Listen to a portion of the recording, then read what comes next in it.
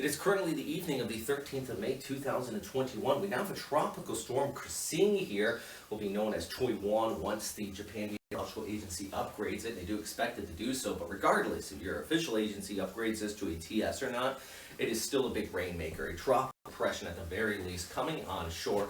Plenty of moisture wrapping around. Definitely a severe flood threat along the eastern seaboards of Mindanao. I keep on going back to 2013 with Washi. Remember that one? It was a tropical storm. Didn't even make typhoon status.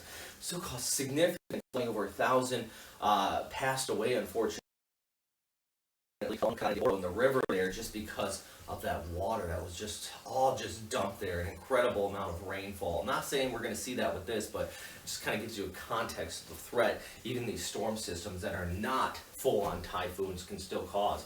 Winds right now 65, gusting at 83 kilometers per hour. Pressure at 1,004 hectopascals.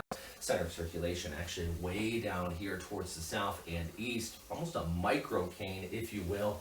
That moisture wrapping around from the north. There's that track from JTWC coming on shore. Winds right now 35 to 45 knots according to them.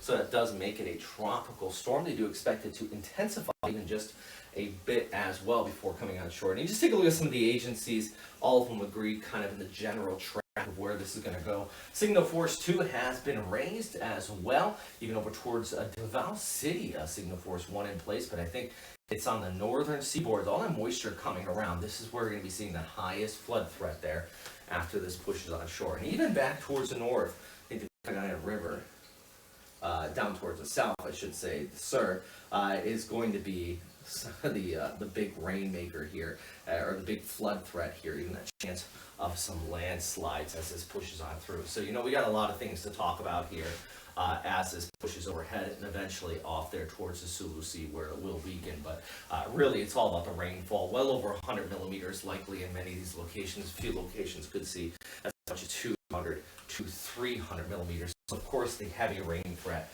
is severe there in Mindanao at this time. Storm surge and minimal as far as wind damage is concerned.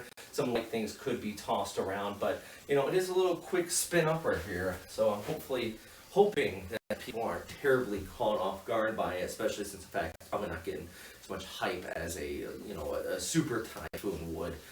We do see these storm systems in the past cause some problems, even if they do remain just on the low end of the scale. And I use quotations because even the low end of the scale could cause some pretty serious flooding. All right, hit that subscribe button if you do like these updates. I know I like saying that, but I really do mean it. It does help out. Also, check out that Patreon. Put a link down below. That also is going to help out a lot if any of you do find these updates exceptionally helpful. All right, thanks for watching. Of course, as always, stay safe out there.